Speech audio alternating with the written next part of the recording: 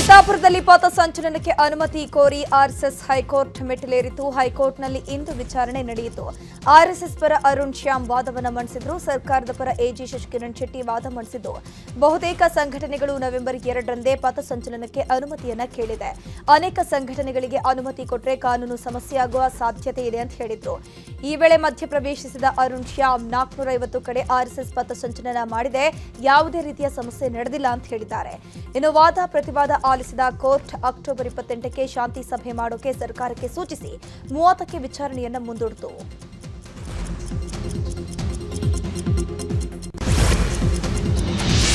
ಪಥಸಂಚಲನಕ್ಕೆ ಅನುಮತಿ ಕೋರಿ RSS court ಮೆಟ್ಟಿಲೇರಿರೋ ವಿಚಾರವಾಗಿ ಮಾತಾಡಿರೋ ಪ್ರಿಯಾಂಕ್ ಖರ್ಗೆ, ಪಥಸಂಚಲನ ವಿಚಾರ ಕೋರ್ಟ್ ಮುಂದಿದೆ. ಕೋರ್ಟ್ ಏನ್ ಹೇಳುತ್ತೆ ಅದನ್ನ ಪಾಲನೆ ಮಾಡ್ತೇವೆ. ಈ ವಿಚಾರದಲ್ಲಿ ನಮ್ಮ ಪಕ್ಷ ಕೂಡ ನನ್ನ ಜೊತೆ ಇದೆ. ಐಡಿಯಾಲಜಿಕಲಿ ನಾವು ಈ ವಿಚಾರವನ್ನ ಎದುರಿಸ್ತಿದ್ದೇವೆ ಅಂತ ಪ್ರಿಯಾಂಕ್ ಖರ್ಗೆ ಹೇಳಿದರು.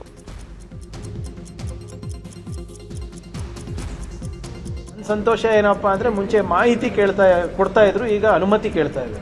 ಫಸ್ಟ್ ಅನುಮತಿಯನ್ನ ಕೇಳಿದಾರಲ್ಲ ಮೊದಲನೇ ಬಾರಿಗೆ ಇತಿಹಾಸದಲ್ಲಿ. ನೋಡೋಣ, whatever court decides we have to abide by it. ನಾವು ಯಾರು ಕೂಡ ಮಾಡಬೇಡಿ ಅಂತ ಇಲ್ಲ, ಅನುಮತಿ ಕೇಳಿ. ರಾಹುಲ್ ಗಾಂಧಿ ಅವ್ರು ಯಾವ ಪಕ್ಷ, ಖರ್ಗೆ ಅವ್ರು ಯಾರ ಪಕ್ಷ, ಸಿದ್ದರಾಮಯ್ಯನವ್ರು ಯಾರ ಪಕ್ಷ, ಸಂತೋಷ್ ಲಾಡ್ ಅವ್ರು ಯಾರ ಪಕ್ಷ, ದಿನೇಶ್ ಗುಂಡ್ರಾವ್ ಅವ್ರು ಯಾವ ಪಕ್ಷ, ಕೃಷ್ಣ ಬೈರೇಗೌಡರು ಯಾವ ಪಕ್ಷ, ನನ್ನ ಜೊತೆ ಇದಾರಲ್ಲ, ಇನ್ನೇನು ಬೇಕು? ಹೌದಪ್ಪ, ನನ್ನ ತದ್ವಿರುದ್ಧವಾಗಿ ಮಾತಾಡ್ತಾ ಇದ್ರೆ ಬೇರೆ ಅದು. ಇವರೆಲ್ಲ ನಮ್ಮ ಪಕ್ಷದವರಲ್ಲ. PCM ಅವರು ಹೇಳಿದಾರಲ್ಲ, the entire party ideology cadres are with me. Congress ಪಾರ್ಟಿಯಲ್ಲಿ ಸಿಎಂ ಸ್ಥಾನಕ್ಕೆ ಏರೋಕೆ ಪೈಪೋಟಿ ನಡೆದಿದೆ. ಆರ್ಎಸ್ಎಸ್ಗೆ ಬೈಯೋವರಿಗೆ ಸಿಎಂ ಸ್ಥಾನ ಕೊಡ್ತಾರೆ ಅನ್ನೋ ಮಾನಸಿಕತೆಯಲ್ಲಿ ನಾಯಕರಿದ್ದಾರೆ ಅಂತ ಕೇಂದ್ರ ಸಚಿವ ಪ್ರಹ್ಲಾದ್ ಜೋಶಿ ಹೇಳಿದ್ದಾರೆ. ಧಾರವಾಡದಲ್ಲಿ ಮಾತನಾಡಿರುವಂತಹ ಅವರು, ಕೆಲವರು ಸಿಎಂ ಆಗಬೇಕು ಅಂತ ಪ್ರಯತ್ನ ಮಾಡಿದ್ರೆ, ಇನ್ನು ಕೆಲವರು ಇದ್ದವರು ಉಳಿಬೇಕು ಅಂತ ಮೋದಿ ಬಗ್ಗೆ ಮಾತನಾಡಿದ್ದಾರೆ. ಬಿಜೆಪಿ ಆರ್ಎಸ್ಎಸ್ ಮೋದಿಯವರನ್ನ ತೆಗಳೋಕೆ ಕಾಂಗ್ರೆಸ್ನಲ್ಲಿ ಪೈಪೋಟಿ ನಡೆಯುತ್ತಿದೆ ಅಂತ ಹೇಳಿದ್ದಾರೆ. ಪಾರ್ಟಿ ಒಳಗ ಮುಖ್ಯಮಂತ್ರಿ ಸ್ಥಾನಕ್ಕೆ ಏರಲಿಕ್ಕೆ ಪೈಪೋಟಿ ನಡೆದ. ಆ ಪೈಪೋಟಿ ಒಳಗೆ ಯಾರು ಜಾಸ್ತಿ ಬಿಜೆಪಿಗೆ, ಮೋದಿಯವರಿಗೆ, RSSಗೆ ಬೈತಾರ, ಅವರಿಗೆ ಕೊಡ್ತಾರ ಅನ್ನುವಂಥ ಒಂದು ಮಾನಸಿಕತೆ ಕಾಂಗ್ರೆಸ್ ಪಾರ್ಟಿ ಒಳಗದ. ಅದಕ್ಕೆ ಬಾಯಿ ಬಂದಂಗೆ ಮಾತಾಡೋದು. ನರೇಂದ್ರ ಅವರು ಕೆಲವರು ಆಗಬೇಕಂತ ಪ್ರಯತ್ನ ಮಾಡಿದ್ರೆ, ಇದ್ದವರು ಉಳಿಬೇಕಂತ ಹೇಳಿ ಮೋದಿಯವರಿಗೆ ಮತ್ತು ಒಬ್ಬ ಯುವ ಸಂಸತ್ ಸದಸ್ಯನಿಗೆ ಬಾಯಿಗೆ ಬಂದಂಗೆ, ಅಂದರೆ ಸಾರ್ವಜನಿಕ ಜೀವನದ ಮಟ್ಟವನ್ನು, ಅದರದ ಒಂದು ಘನತೆಯನ್ನು ಕಾಪಾಡಲಾರದಂತೆ ಮುಖ್ಯಮಂತ್ರಿ ಸ್ಥಾನವನ್ನು ಉಳಿಸಿಕೊಳ್ಳಿಕ್ಕೆ ಒಬ್ಬರು ಪೈಪೋಟಿ ಮಾಡ್ತಾ ಇದ್ರ. ಬಿಕೆ ಹರಿಪ್ರಸಾದ್ ಹಿರಿಯರು ಆರ್ಎಸ್ಎಸ್ ಬಗ್ಗೆ ಮಾತನಾಡೋದು ಅವರಿಗೆ ಒಳ್ಳೆಯದಲ್ಲ ಅಂತ ವಿಪಕ್ಷ ಉಪನಾಯಕ ಅರವಿಂದ್ ಬೆಲ್ಲದ್ ಹೇಳಿದ್ದಾರೆ. ಧಾರವಾಡದಲ್ಲಿ ಮಾತನಾಡಿರುವಂತಹ ಅವರು, ಹರಿಪ್ರಸಾದ್ ಅವರೇ, ನಿಮ್ಮ ವ್ಯಾಪ್ತಿ ಏನಿದೆ ಅದರಲ್ಲೇ ಮಾತನಾಡಿ. ಆರ್ಎಸ್ಎಸ್ ರಾಷ್ಟ್ರೀಯತೆಯನ್ನ ಪಸರಿಸುವಂತಹ ಸಂಸ್ಥೆ. ಆರ್ಎಸ್ಎಸ್ಗೆ ನಿಮ್ಮಂಥವರ ಸರ್ಟಿಫಿಕೇಟ್ ಬೇಕಿಲ್ಲ ಅಂತ ಹೇಳಿದ್ದಾರೆ. ರಾಷ್ಟ್ರೀಯ ಸ್ವಯಂ ಬಿಕೆ ಹರಿಪ್ರಸಾದ್ ಅಂತವರಿಗೆ ರಾಷ್ಟ್ರೀಯ ಸ್ವಯಂ ಸೇವಕ ಸಂಘದ ಬಗ್ಗೆ ಮಾತಾಡುವಂಥ ವ್ಯಕ್ತಿತ್ವ ಅವ್ರದಲ್ಲ. ಹಾಗಾಗಿ ಅವರು ಅದ್ರ ಬಗ್ಗೆ ಮಾತಾಡಬಾರ್ದು.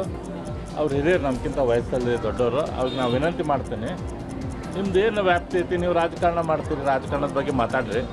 ಒಂದು ರಾಷ್ಟ್ರೀಯ ಸ್ವಯಂ ಸೇವಕ ಸಂಘದಂಥ ಒಂದು ರಾಷ್ಟ್ರೀಯತೆ ವಿಚಾರ ವ್ಯಕ್ತಿತ್ವ ನಿರ್ಮಾಣ ಮಾಡುವಂಥ ಒಂದು ಸಂಸ್ಥೆಗೆ ನಿಮ್ಮಂಥವ್ರಿಂದ ಏನು ಸರ್ಟಿಫಿಕೇಟ್ ಬೇಕಾಗಿಲ್ಲ. ನಿಮ್ಮ ಯಾವುದೇ ಸ್ಟೇಟ್ಮೆಂಟಿಗೆ ರಿಯಾಕ್ಷನ್ ಮಾಡುವಂಥದ್ದು ಅವಶ್ಯಕತೆ ಇಲ್ಲ ಅಂತ ನನ್ನ ಭಾವನೆ. ಆರ್ಎಸ್ಎಸ್ ಪಥಸಂಚಲನ ಸಂಘರ್ಷ ತೀವ್ರ ಸ್ವರೂಪವನ್ನು ಪಡೆದುಕೊಂಡಿದೆ. ರಾಮನಗರದಲ್ಲಿ ಮಾತನಾಡಿರೋ ಬಿಜೆಪಿ ಮುಖಂಡ ಛಲವಾದಿ ನಾರಾಯಣಸ್ವಾಮಿ ಪ್ರಿಯಾಂಕ್ ಖರ್ಗೆ ವಿರುದ್ಧ ಕಿಡಿಕಾರಿದ್ರು. ಪ್ರಿಯಾಂಕ್ ಖರ್ಗೆ, ಇವತ್ತು ದಲಿತ ಸಂಘಟನೆಗಳು ನನ್ನ ರಕ್ಷಣೆಗೆ ಬನ್ನಿ ಅಂತ ಕೇಳ್ತಾ ಇವೆ. ಡಿಎಸ್ಎಸ್ ಬಿಟ್ಟು ಹೊಸದಾಗಿ ಭೀಮಾ ಆರ್ಮಿ ಕಟ್ತಿದ್ದಾರೆ. ಪ್ರಿಯಾಂಕ್ ಇವರಿಗೆ ಯಾರನ್ನೂ ಬಿಡಿಸಿಲ್ಲ. ದಲಿತರನ್ನು ಅವರು ಹೇಗೆ ನಡೆಸ್ಕೊಂಡಿದ್ದಾರೆ ಅನ್ನೋದು ಗೊತ್ತಿದೆ ಅಂತ ವಾಗ್ದಾಳಿ ಮಾಡಿದ್ರು. ನಾನು ಇವತ್ತು ನಿಮ್ಮ ಮುಂದೆ ಹೇಳ್ತೀನಿ, ಐ ಲವ್ DSS. ಯಾಕೆ ಅಂತಂದ್ರೆ, ಬಹು ದಿನಗಳ ಕಾಲ ಈ ರಾಜ್ಯದಲ್ಲಿ ಇರ್ತಕ್ಕಂಥ ನ್ಯೂನ್ಯತೆಗಳನ್ನ ಹೋರಾಟ ಮಾಡಿ ಇವತ್ತು ದಲಿತರಿಗೆ ಒಂದು ಶಕ್ತಿಯಾಗಿ ನಿಂತಿದ್ದು ಅದು DSS. ಅಂದಮೇಲೆ ಭೀಮ್ ಆರ್ಮಿಯನ್ನ ನಾನು ವಿರೋಧ ಮಾಡ್ತೇನೆ, ಮಾಡಲ್ಲ. ಯಾವುದೇ ದಲಿತರ ಹೆಸರಿನಲ್ಲಿ ಕೆಲಸ ಮಾಡೋದಿದ್ರೆ ಅಂತವ್ರನ್ನೆಲ್ಲ ಐ ಲವ್. ಅಷ್ಟೇ ಇದರಲ್ಲಿ ವರ್ಷ ಆಗ್ತಾ ಇದೆ. ಮಾನ್ಯ ಸಿದ್ದರಾಮಯ್ಯನವರು 7.5 ವರ್ಷ ಕಾಲ ಮುಖ್ಯಮಂತ್ರಿ ಇದ್ದಾರೆ. ಕಾಂಗ್ರೆಸ್ ಪಕ್ಷದಲ್ಲಿ ಕನಿಷ್ಠ ಪಕ್ಷ ಒಂದು 10 ಜನರು ಕ್ಯೂನಲ್ಲಿದ್ದಾರೆ. ಮುಖ್ಯಮಂತ್ರಿ ಆಗ. ಈಗ ಡಿ ಕೆ ಶಿವಕುಮಾರ್ ಕೂಡ ಒಬ್ಬ ಗಟ್ಟಿ ಮನುಷ್ಯ, ಪಕ್ಷ ಕಟ್ಟಿದ್ದಾರೆ, ಅವರು ಮುಖ್ಯಮಂತ್ರಿ. ಆಂಧ್ರ ಪ್ರದೇಶದ ಕರ್ನೂಲ್ ಬಳಿ ಭೀಕರ ಅಪಘಾತ ಸಂಭವಿಸಿದ್ದು ಖಾಸಗಿ ಬಸ್ ಒಂದು ಹೊತ್ತಿ ಉರಿದಿದೆ. ಬಸ್ನಲ್ಲಿದ್ದ 20ಕ್ಕೂ ಹೆಚ್ಚು ಮಂದಿ ಸಜೀವ ದಹನವಾಗಿದ್ದಾರೆ. ಕಾವೇರಿ ಟ್ರಾವೆಲ್ಸ್ಗೆ ಸೇರಿದ ಸ್ಲೀಪರ್ ಬಸ್ ಹೈದರಾಬಾದ್ನಿಂದ ಬೆಂಗಳೂರಿಗೆ ಬರ್ತಾ ಇತ್ತು. ಈ ವೇಳೆ ಬನ್ನತೇಕೂರು ಬಳಿ ಬಸ್ಗೆ ಬೈಕ್ ಡಿಕ್ಕಿ ಹೊಡೆದಿದೆ. ಬೈಕ್ ಡಿಕ್ಕಿ ಹೊಡೆದ ರಭಸಕ್ಕೆ ಬಸ್ ಹೊತ್ತಿ ಉರಿದಿದೆ. ಈ ವೇಳೆ 20ಕ್ಕೂ ಹೆಚ್ಚು ಮಂದಿ ಬಸ್ನಿಂದ ಹೊರಬಂದಿದ್ದಾರೆ. ಆದರೆ ಇನ್ನುಳಿದ ಸುಮಾರು 20 ಮಂದಿ ಬಸ್ನಲ್ಲಿ ಸಜೀವ ದಹನವಾಗಿದ್ದಾರೆ. ಕರ್ನೂಲಲ್ಲಿ ನಡೆದ ಬಸ್ ಬೆಂಕಿ ದುರಂತದಲ್ಲಿ ಒಂದೇ ಕುಟುಂಬದ 4 ಸಾವನ್ನಪ್ಪಿದ್ದಾರೆ. ಬೆಂಗಳೂರಿಗೆ ಕುಟುಂಬ ಸಮೇತರಾಗಿ ಬರ್ತಾ ಇದ್ದ 4 ಬೆಂಕಿಯಲ್ಲಿ ಬೆಂದು ಹೋಗಿದ್ದಾರೆ. ಗೊಲ್ಲರಹಳ್ಳಿಯ ರಮೇಶ್, ಅನುಷಾ, ಮಾನಿಶ್, ಮನ್ವಿತ್ ಮೃತಪಟ್ಟವರು. ನೆಲ್ಲೂರು ಜಿಲ್ಲೆಯ ಗೊಲ್ಲವರಪಳ್ಳಿ ಮೂಲದ ರಮೇಶ್ ತನ್ನ ಪತ್ನಿ ಹಾಗೂ 2 ಪುಟ್ಟ ಮಕ್ಕಳೊಂದಿಗೆ ಬೆಂಗಳೂರಿಗೆ ಬರ್ತಿದ್ರಂತೆ. ಇನ್ನು ಸುರೇಶ್ ನಿವಾಸದಲ್ಲಿ ನೀರವ ಮೌನ ಆವರಿಸಿದೆ. ಬೆಂಗಳೂರಿನಲ್ಲಿರುವ ವಿ ಕಾವೇರಿ ಟ್ರಾವೆಲ್ಸ್ ಕಚೇರಿ ಇಂದು ಓಪನ್ ಆಗಿಲ್ಲ. ಮಾರತಹಳ್ಳಿಯಲ್ಲಿರುವಂತಹ ಆಫೀಸ್ ಸಾಮಾನ್ಯವಾಗಿ ಬೆಳಗ್ಗೆ 10 ಗಂಟೆಗೆ ಓಪನ್ ಆಗಬೇಕಿತ್ತು. ರಾತ್ರಿಯ ಕೊನೆ ಬಸ್ ತೆರಳುವವರೆಗೂ ಕಚೇರಿ ತೆರೆದಿರುತ್ತಂತೆ. ಆದರೆ ಇಂದು ಕರ್ನೂಲ್ನಲ್ಲಿ ದುರಂತ ನಡೆದ ಹಿನ್ನೆಲೆಯಲ್ಲಿ ಕಚೇರಿಯನ್ನ ಓಪನ್ ಮಾಡಿಲ್ಲ. ಅಗ್ನಿ ದುರಂತ ನಡೆದ ಬಸ್ಸಲ್ಲಿದ್ದ 2 ಕನ್ನಡಿಗರು ಅಪಾಯದಿಂದ ಪಾರಾಗಿದ್ದಾರೆ. ಶಾಂತಿನಗರ ನಿವಾಸಿ ಸರಸ್ವತಿ ಹಾರಿಕಾ ಹಾಗೂ ಜಯನಗರದ ಶಿವ ಅನ್ನುವರು ದುರಂತ ನಡೆದಂತಹ ಬಸ್ಸಲ್ಲಿ ಪ್ರಯಾಣ ಮಾಡ್ತಾ ಇದ್ರು ಎನ್ನಲಾಗಿದೆ. ಬಸ್ಸಲ್ಲಿ ಬೆಂಕಿ ಕಾಣಿಸಿಕೊಳ್ತಿದ್ದಂತೆ ಬಾಕಿ 20 ಜನರ ಜೊತೆ ಇವರು ಕೂಡ ಬಸ್ನಿಂದ ಹಾರಿ ಪ್ರಾಣ ಉಳಿಸಿಕೊಂಡಿದ್ದಾರೆ. ಮೃತರ ಪೈಕಿ 9 ಜನರ ಮೃತದೇಹ ಸಂಪೂರ್ಣ ಕರಕಲಾಗಿದ್ದು ಗುರುತು ಪತ್ತೆ ಹಚ್ಚುವುದೇ ಸವಾಲಾಗಿದೆ. ಬಿಹಾರ ಚುನಾವಣೆ ಬಳಿಕ ಬಹಳ ಬದಲಾವಣೆ ಆಗುತ್ತವೆ ಅಂತ ವಿಧಾನ ಪರಿಷತ್ನ ಸದಸ್ಯ ರಾಜೇಂದ್ರ ರಾಜಣ್ಣ ಹೇಳಿದ್ದಾರೆ. ಯತೀಂದ್ರ ಹೇಳಿಕೆ ಬಗ್ಗೆ ಬೆಂಗಳೂರಿನಲ್ಲಿ ಮಾತನಾಡಿರುವಂತಹ ಅವರು, ಯತೀಂದ್ರ ಅವರ ಹೇಳಿಕೆ ವೈಯಕ್ತಿಕವಾದದ್ದು. ಅಹಿಂದ ನಾಯಕ ರಾಜ್ಯದ ಸಿಎಂ ಆಗಬೇಕು ಅಂತ ಹೇಳಿದ್ದಾರಷ್ಟೇ, ನಾಳೆಯೇ ಆಗಬೇಕು ಅಂತ ಹೇಳಿಲ್ಲ. 2028ಕ್ಕೆ ಅವರು ಸಿಎಂ ಆಗಲಿ ಅಂತ ಹೇಳಿರಬಹುದು. ಹೈಕಮಾಂಡ್ಗಿಂತ ಯತೀಂದ್ರ ಪವರ್ಫುಲ್ ಏನಲ್ಲ. ಸತೀಶ್ ಜಾರಕಿಹೊಳಿ ಸಿಎಂ ಆಗಬೇಕು ಅಂತ ಆಸೆ ನನಗೂ ಇದೆ ಅಂತ ಹೇಳಿದ್ದಾರೆ. ಏನು ಅವರ ತಂದೆ ಆದ ನಂತರ ರಾಜಕೀಯವಾಗಿ ಮುಖ್ಯಮಂತ್ರಿಗಳಾಗಿ ಸತೀಶ್ ಜಾರಕಿಹೊಳಿ ಹೆಸರನ್ನು ಏನು ಪ್ರಸ್ತಾಪ ಮಾಡಿದ್ದಾರೆ ಅದು ಅವರ ವೈಯಕ್ತಿಕ. ಮುಂದೆ ಬರುವಂಥ ಚುನಾವಣೆಯಲ್ಲಿ 2028ಕ್ಕೆ ಸತೀಶ್ ಜಾರಕಿಹೊಳಿ ಆಗಲಿ ಅನ್ನೋ ಒಂದು ಭಾವನೆಯಲ್ಲಿ ಹೇಳಿರ್ಬೋದು. ಕಮಾಂಡ್ಗಿಂತ ಪವರ್ಫುಲ್ ಅಂತ ಏನಿಲ್ಲ, ಅವರೊಂದು ಹೇಳಿಕೆ ಕೊಟ್ಟಿದ್ದಾರೆ ಅಷ್ಟೇ. ನಮಗೂ ಎಲ್ಲ ಒಂದು ಕಡೆ ಆಸೆ ಇದೆಯಲ್ಲ, ಸತೀಶ್ ಜಾರಕಿಹೊಳಿ ಅವರು ಮುಖ್ಯಮಂತ್ರಿ ಆಗಲಿ ಮುಂದಿನ ದಿನದಲ್ಲಿ ಅನ್ನೋವಂಥದ್ದು ನಮಗೂ ಆಸೆ ಇದೆ. ಆ ರೀತಿ ಆದ್ರೆ ಬಹಳ ಒಳ್ಳೇದು ಅನ್ನೋ ಒಂದು ಭಾವನೆ ನಮ್ಮ. ಇನ್ನು ಸಿಎಂ ಸ್ಥಾನಕ್ಕಾಗಿ ಡಿಕೆ ಶಿವಕುಮಾರ್ ಟೆಂಪಲ್ ರನ್ ಮಾಡ್ತಿದ್ದಾರಲ್ಲ ಅನ್ನೋ ಪ್ರಶ್ನೆಗೆ ಉತ್ತರಿಸಿರುವಂತಹ ಅವರು, ದೇಗುಲಕ್ಕೆ ಹೋಗೋದ್ರಲ್ಲಿ ತಪ್ಪೇನಿಲ್ಲ, ನಾನು ಹೋಗ್ತೀನಿ, ಎಲ್ಲರೂ ಹೋಗ್ತಾರೆ, ಹರಕೆ ಇರಬಹುದು, ಅದನ್ನ ತೀರ್ಸೋಕ್ ಹೋಗಿರಬಹುದು. ಡಿಸೆಂಬರ್ ನಂತರ ಡಿಕೆಶಿ ಸಿಎಂ ಆಗುವ ಬಗ್ಗೆ ಕೆಲ ಶಾಸಕರು ಹೇಳಿದ್ದಾರೆ. ಆದ್ರೆ ಅದ್ರ ಬಗ್ಗೆ ಶಾಸಕಾಂಗ ಪಕ್ಷದ ಸಭೆಯಲ್ಲಿ ತೀರ್ಮಾನ ಮಾಡಬೇಕಲ್ವಾ ಅಂತಂದ್ರು. ಮಧುಗಿರಿಯಲ್ಲಿ ಪರಮೇಶ್ವರ್ ಅವರು ಸ್ಪರ್ಧೆ ಮಾಡಿದ್ರೆ ನಾವು ಯಾರು ಬೇಡ ಅನ್ನೋದಿಲ್ಲ ಅಂತ ರಾಜೇಂದ್ರ ರಾಜಣ್ಣ ಹೇಳಿದ್ದಾರೆ. ಬೆಂಗಳೂರಲ್ಲಿ ಮಾತನಾಡಿರೋ ಅವರು ತಮ್ಮ ಕ್ಷೇತ್ರ ಬಿಟ್ಟು ಬೇರೆ ಕಡೆ ನಿಂತರೆ ಆ ಕ್ಷೇತ್ರ ಎಸ್ಸಿ ಕ್ಷೇತ್ರ, ಅಲ್ಲಿ ಯಾರಿಗಾದ್ರೂ ಅನುಕೂಲ ಆಗಬಹುದು ಅಂತ ರಾಜಣ್ಣ ಹೇಳಿರಬಹುದು. ಮೀಸಲಾತಿ ಬಗ್ಗೆ ಸಿಎಂ ಗಮನಕ್ಕೆ ತಂದಿದ್ದಾರೆ, ಮುಂದಿನ ದಿನದಲ್ಲಿ ಏನು ತೀರ್ಮಾನ ಮಾಡಬೇಕು ಅದನ್ನ ಮಾಡ್ತಾರೆ ಅಂತ ಹೇಳಿದ್ರು. ಪರಮೇಶ್ವರ್ ಅವರು ಬಹಳ ಹಿರಿಯ ಶಾಸಕರು. ಮಧುಗಿರಿಯಲ್ಲಿ ರಿಸರ್ವೇಷನ್ ಇದ್ದಂಥ ಸಂದರ್ಭದಲ್ಲಿ ಅವರು ಅಲ್ಲೂ 3 ಬಾರಿ ಶಾಸಕರಾಗಿದ್ದಾರೆ, ಕೊರಟಗೆರೆಯಲ್ಲಿದ್ದಾರೆ. ಮಧುಗಿರಿಯಲ್ಲಿ ಬಂದು ನಿಂತ್ಕೊಳ್ಳೋವಂಥದ್ದೇನು ಅವನು ಬೇಡ ಅಂತಿಲ್ಲ. ಅವ್ರು ಮಧುಗಿರಿಯಲ್ಲಿ ನಿಂತ್ಕೊಳ್ಳೋದಾದ್ರೆ ಬೇರೆ ಕ್ಷೇತ್ರದಲ್ಲಿ ಜನರಲಲ್ಲಿ ನಿಂತು ಇನ್ನೊಬ್ರು ಯಾರು ಎಸ್ಸಿ ಆ ತಾಲೂಕಲ್ಲಿ ನಿಂತರೆ ಇನ್ನೊಬ್ರಿಗೆ ಅಧಿಕಾರ ಸಿಗುತ್ತಲ್ಲ, ಆ ಒಂದು ದೃಷ್ಟಿ ಇಟ್ಕೊಂಡು ಮುಂದೆ ಡಿಕೆ ಶಿವಕುಮಾರ್ಗೆ ಒಳ್ಳೆಯದಂತೂ ಆಗತ್ತೆ, ಅದನ್ನ ಹೈಕಮಾಂಡ್ಗೆ ಬಿಟ್ಟಿದ್ದೇವೆ ಅಂತ ಶಾಸಕ ರಂಗನಾಥ್ ಹೇಳಿದ್ದಾರೆ. ಬೆಂಗಳೂರಿನಲ್ಲಿ ಮಾತನಾಡಿರುವಂತಹ ಅವರು, ಯಾರೇ ಆಗ್ಲಿ ಏನ್ ಹೇಳೋದಿದ್ರು 4 ಗೋಡೆ ಮಧ್ಯೆ ಹೇಳಬೇಕು. ನಮ್ ದೃಷ್ಟಿ ಏನಿದ್ರು 2028ರಲ್ಲಿ ಮತ್ತೆ ಕಾಂಗ್ರೆಸ್ ಅಧಿಕಾರಕ್ಕೆ ತರಬೇಕು ಅನ್ನೋ ದಾರಿಯಲ್ಲಿದೆ. ಜನರ ಮುಂದೆ ನಾವು ಹಗುರವಾಗಿ ಮಾತನಾಡಬಾರ್ದು. ಯತೀಂದ್ರ ಅವರ ಮಾತು ಈಗ ಬೇಕಿತ್ತ ಅನ್ನೋದನ್ನ ಅವರೇ ಯೋಚನೆ ಮಾಡಬೇಕು. ಪಕ್ಷದ ಅಧ್ಯಕ್ಷರ ಕೊಟ್ಟ ಕಟ್ಟಪ್ಪಣೆಯಿಂದ ನಾವೆಲ್ಲರೂ ಸುಮ್ಮನೆ ಇದ್ದೀವಿ ಅಂತಂದ್ರು. ಒಂದು ಪಕ್ಷ ನಡಿಬೇಕಾದ್ರೆ ಅವರವರ ಒಪಿನಿಯನ್ಗಳನ್ನ 4 ಗೋಡೆ ಮಧ್ಯೆ ಹೇಳ್ಬೇಕಾದಂಥದ್ದು, ನಾನು ಸಮೇತ. ಎಲ್ಲೋ ಒಂದು ಕಡೆ ಯಾವುದೋ ಒಂದು ರೀತಿಲಿ ಹೇಳೋಂಥದ್ದನ್ನು ನೀವು ಅದನ್ನು ಟ್ವಿಸ್ಟ್ ಮಾಡಿ ಹೇಳಿದಕ್ಕೆ ಕೊಟ್ಟೇಟ್ಗೆ ಬೇರೆಯವರೆಲ್ಲ ರಿಯಾಕ್ಟ್ ಮಾಡ್ತಾರೆ, ಅದಕ್ಕೆ ಇನ್ನೊಂದು ರಿಯಾಕ್ಟ್ ಮಾಡ್ತಾರೆ.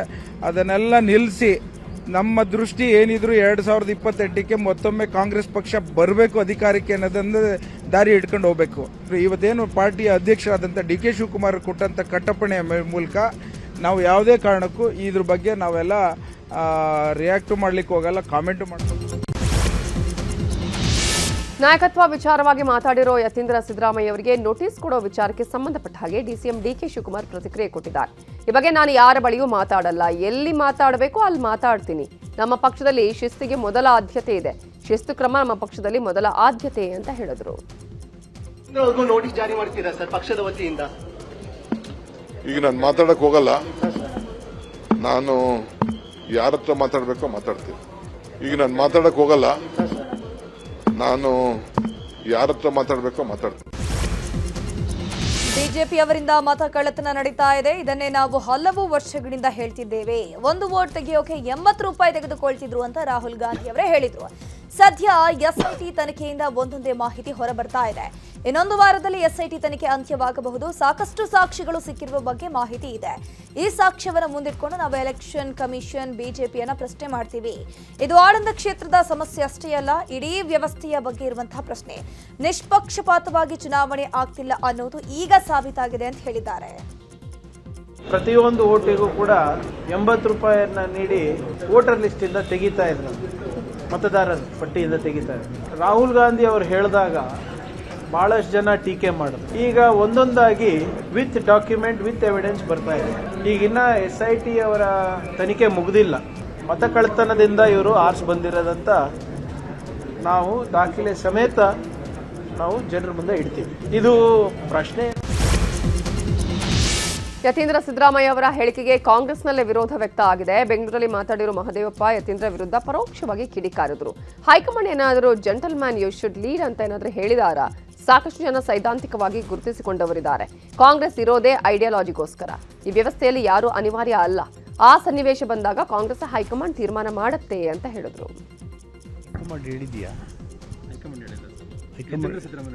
Come gentleman you should lead ಅಂತ ಯಾರು ಹೇಳಿದ ಹೈಕಮಾಂಡು? ಹೇಳಿದ್ಯಾ? ಕಾಂಗ್ರೆಸ್ ಹೈಕಮಾಂಡ್ ಹೇಳಿದಾರಾ? Then why are you bothering? There are so many people who are ideologically committed. There are so many leaders in Congress. 20 of them are ideological. Ideology ಇರೋದೇ ಕಾಂಗ್ರೆಸ್ ಇರೋದು. ಕಾಂಗ್ರೆಸ್ ಇರೋದೇ ಐಡಿಯಾಲಜಿಗೋಸ್ಕರ. ಹೀಗಾಗಿ ನೋಡ್ರಿ, ವ್ಯವಸ್ಥೆನಲ್ಲಿ ಯಾರೂ ಅನಿವಾರ್ಯ ಅಲ್ಲ.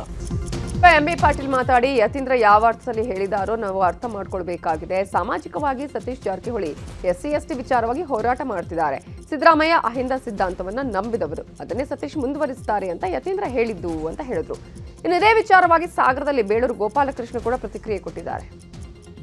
ಯಾವ ಅರ್ಥದಲ್ಲಿ ಹೇಳಿದ್ದಾರೆ ಅರ್ಥ ಮಾಡ್ಕೊಳ್ಳಿ. ಇವತ್ತು ಸಹ ಸಾಮಾಜಿಕವಾಗಿ ಇವತ್ತು ಸಹ ಸತೀಶ್ ಜಾರಕಿಹೊಳಿ ಕೂಡ ಏನು SC/ST ಜನಾಂಗ, ಹಿಂದುಳಿದವ್ರ ಜನಾಂಗ ಸಲುವಾಗಿ ಇವತ್ತು ಸುದ್ದಿ ಮಾಡ್ತಾ ಇದ್ದಾರೆ. ಬೆಳಗಾವಿಗೆ ಹೋದಾಗ ಯತೀಂದ್ರ ಅವರು ಇವತ್ತು ಸಿದ್ದರಾಮಯ್ಯನವರ ಏನು ಸಿದ್ಧಾಂತ ಇದೆ ಅಹಿಂದ ವರ್ಗದ ಇದನ್ನ ಅದರ ಸತೀಶ್ ಜಾರಕಿಹೊಳಿ ಕೂಡ ಮುಂದುವರಿಸ್ತಾ ಇದ್ದಾರೆ. ಅದು ಒಬ್ಬರು ನಾಯಕರು ಅನ್ನೋ ಒಂದು ದೃಷ್ಟಿಯಲ್ಲಿ ಹೇಳಿದ್ದಾರೆ.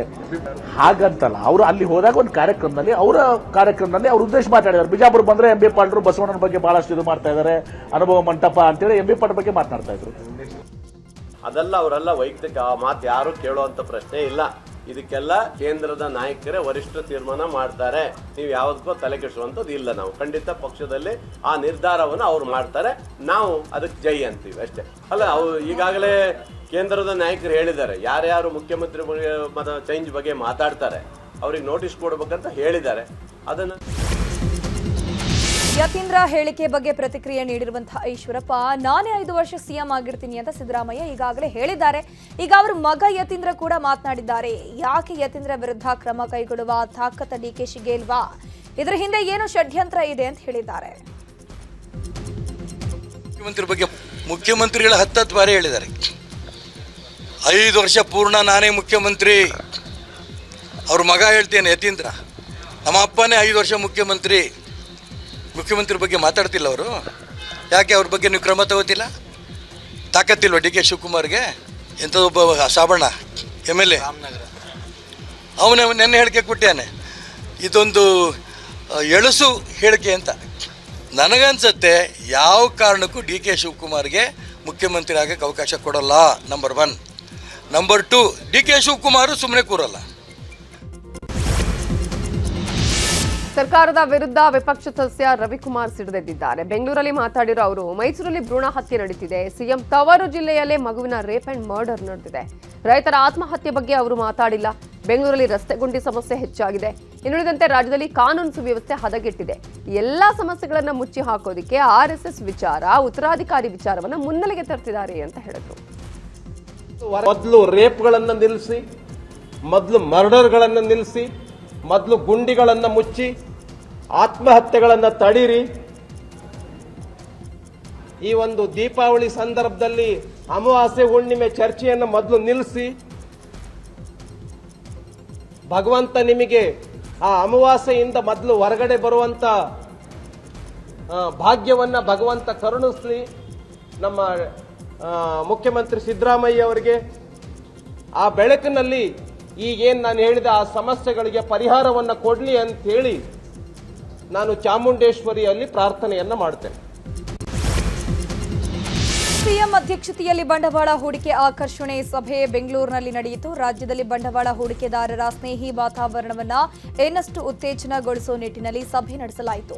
ಈ ಒಂದು ಸಭೆಯಲ್ಲಿ ಭೂ ಬಳಕೆ ಬದಲಾವಣೆ ಪ್ರಕ್ರಿಯೆ ಸರಳೀಕರಣ, ವಿಳಂಬ ಧೋರಣೆ, ಅನುಮೋದನೆ ಹಾಗೂ ಇತರೆ ನಿಯಮಾವಳಿಗಳ ಬಗ್ಗೆ ಚರ್ಚೆ ಮಾಡಲಾಯಿತು. ಈಗಾಗಲೇ 60% ಹೂಡಿಕೆಗಳು ಅನುಷ್ಠಾನ ಹಂತದಲ್ಲಿದೆ. ಇನ್ನು ಹೆಚ್ಚಿನ ಹೂಡಿಕೆ ಆಕರ್ಷಿಸುವ ಬಗ್ಗೆ ಚರ್ಚೆ ನಡೆಯಿತು. ಮಂಡ್ಯದಲ್ಲಿ MDCC ಬ್ಯಾಂಕ್ ಚುನಾವಣಾ ಅಖಾಡ ರಂಗೇರಿದೆ. ನವೆಂಬರ್ 2ರಂದು ನಡೆಯಲಿರುವ ಈ ಚುನಾವಣೆಗೆ ಕಾಂಗ್ರೆಸ್ ಬೆಂಬಲಿತ ಅಭ್ಯರ್ಥಿಗಳು ನಾಮಪತ್ರ ಸಲ್ಲಿಸಿದ್ದಾರೆ. ನಾಳೆ ನಾಮಪತ್ರ ಸಲ್ಲಿಕೆಗೆ ಕೊನೆ ದಿನ ಹಿನ್ನೆಲೆ ಇವತ್ತೇ ನಾಮಪತ್ರವನ್ನು ಸಲ್ಲಿಕೆ ಮಾಡಲಾಗಿದೆ. ಸಚಿವ ಚಲುವರಾಯಸ್ವಾಮಿ ಪುತ್ರ ಸಚಿನ್, ಶಾಸಕ ನರೇಂದ್ರ ಸ್ವಾಮಿ ನಾಮಪತ್ರ ಸಲ್ಲಿಸಿದ್ದು, ಶಾಸಕರಾದ ಗಣಿಗ ರವಿಕುಮಾರ್, ಕದಲೂರು ಉದಯ್ ಸಾಥ್ ಕೊಟ್ಟರು. ನಾಮಪತ್ರ ಸಲ್ಲಿಕೆಗೂ ಮುನ್ನ ಕಾಳಿಕಾಂಬ ದೇಗುಲದಲ್ಲಿ ವಿಶೇಷ ಪೂಜೆಯನ್ನು ಸಲ್ಲಿಸಲಾಯಿತು. ಮಾಜಿ ಸಿಎಂ ದಿವಂಗತ ಎಸ್ ಬಂಗಾರಪ್ಪನವರ 93ನೇ ವರ್ಷದ ಜನ್ಮದಿನ ಆಚರಣೆಗೆ ಸರ್ಕಾರ ಭರ್ಜರಿ ಸಿದ್ಧತೆಯನ್ನು ಮಾಡಿಕೊಂಡಿದೆ. ಈ ಬಗ್ಗೆ ಸಾಗರ ಶಾಸಕ ಬೇಳೂರು ಗೋಪಾಲಕೃಷ್ಣ ಪ್ರತಿಕ್ರಿಯೆ ಕೊಟ್ಟಿದ್ದಾರೆ. ಸೊರಬದಲ್ಲಿ ಅದ್ದೂರಿಯಾಗಿ ಕಾರ್ಯಕ್ರಮ ಆಯೋಜನೆ ಮಾಡಲಾಗಿದೆ. ಸಚಿವರಾದ ಸಂತೋಷ್ ಲಾಡ್ ಸೇರಿದಂತೆ ಹಲವಾರು ನಾಯಕರು ಈ ಕಾರ್ಯಕ್ರಮದಲ್ಲಿ ಭಾಗವಹಿಸುತ್ತಾರೆ ಅಂತ ಹೇಳಿದ್ದಾರೆ. ಶಾಸಕ ಪ್ರದೀಪ್ ಈಶ್ವರ್ ಹಾಗೂ ಮಾಜಿ ಸಂಸದ ಪ್ರತಾಪ್ ಸಿಂಹ ಮಧ್ಯೆ ಟಾಕ್ ವಾರ್ ಜೋರಾಗಿದೆ. ಪ್ರದೀಪ್ ಈಶ್ವರ್ ವಿರುದ್ಧ ಪ್ರತಾಪ್ ಸಿಂಹ ಅವಾಚ್ಯ ಶಬ್ದಗಳಿಂದ ನಿಂದಿಸಿದ್ದಾರೆ. ಮೈಸೂರಲ್ಲಿ ಮಾತಾಡಿರೋ ಪ್ರತಾಪ್ ಸಿಂಹ, ಮುಳ್ಳು ಹಂದಿ ಮುಖದ ಕರ್ನಾಟಕದ ಏಕೈಕ ಕಾಮಿಡಿ ಪೀಸ್ ಅದು ಪ್ರದೀಪ್ ಈಶ್ವರ್. ನನ್ನ ಬಗ್ಗೆ ಮಾತಾಡುವಾಗ ಎಚ್ಚರದಿಂದ ಇರಬೇಕು. ಚಿಕ್ಕಬಳ್ಳಾಪುರದಲ್ಲಿ ಚಿಕ್ಕ ಮುನಿಸಿನ ಕಾರಣದಿಂದಾಗಿ ಪ್ರದೀಪ್ ಗೆದ್ದಿದ್ದಾರೆ ಅಷ್ಟೇ ಅಂತ ವಾಗ್ದಾಳಿ ಮಾಡಿದ್ರು. ಇನ್ನು ಪ್ರತಾಪ್ ಸಿಂಹ ಹೇಳಿಕೆಗೆ ಪ್ರದೀಪ್ ಈಶ್ವರ್ ಕೂಡ ತಿರುಗೇಟನ್ನ ಕೊಟ್ಟಿದ್ದಾರೆ. ಏಕವಚನದಲ್ಲಿ ಮಾತಾಡಿರೋ ಪ್ರದೀಪ್ ಈಶ್ವರ್ ಪ್ರತಾಪ್ ಸಿಂಹ ವಿರುದ್ಧ ವಾಗ್ದಾಳಿ ನಡೆಸಿದರು. ಬಿಹಾರ ಚುನಾವಣಾ ರಣಾಂಗಣ ಜೋರಾಗಿದೆ. ಇವತ್ತು ಪ್ರಧಾನಿ ನರೇಂದ್ರ ಮೋದಿ ಬಿಹಾರದಲ್ಲಿ NDA ಪರ ರ್ಯಾಲಿ ಮಾಡಿದ್ರು. ಸಮಷ್ಟಿಪುರದಲ್ಲಿ ನಡೆದ ರ್ಯಾಲಿಯಲ್ಲಿ ಮಾತನಾಡಿರೋ ಅವರು ಬಿಹಾರದಲ್ಲಿ ಈ ಬಾರಿ NDA ಅಧಿಕಾರಕ್ಕೆ ಬರಲಿದೆ ಅಂತ ಹೇಳಿದ್ರು. ಬಿಹಾರವನ್ನ ಎಲ್ಲರೂ ಜಂಗಲ್ ರಾಜ್ ಅಂತ ಹೇಳ್ತಾ ಇದ್ರು, ಆದ್ರೆ ಈಗ ಎಲ್ಲವೂ ಬದಲಾಗಿದೆ. ಬಿಹಾರದಲ್ಲಿ ಅಭಿವೃದ್ಧಿ ಪರ್ವ ಆರಂಭ ಆಗಿದೆ. ನಿತೀಶ್ ಕುಮಾರ್ ನೇತೃತ್ವದಲ್ಲಿ ಬಿಹಾರದಲ್ಲಿ NDA ಅಧಿಕಾರದ ಚುಕ್ಕಾಣಿ ಹಿಡಿಯಲಿದೆ ಅಂತ ಹೇಳಿದ್ರು. ಮಾಜಿ ಬಿಗ್ ಬಾಸ್ ಸ್ಪರ್ಧಿ Divya Suresh hit and run ಮಾಡಿದ್ದಾರೆ ಅನ್ನೋ ಆರೋಪ ಕೇಳಿ ಬರ್ತಾ ಇದೆ. ಅಕ್ಟೋಬರ್ 4ರಂದು ರಾತ್ರಿ 1:30 ಸುಮಾರಿಗೆ ಘಟನೆ ನಡೆದಿದೆ. ಬ್ಯಾಟರಾಯನಪುರದ MM ರಸ್ತೆಯಲ್ಲಿ ಅಪಘಾತ ನಡೆದಿದೆ.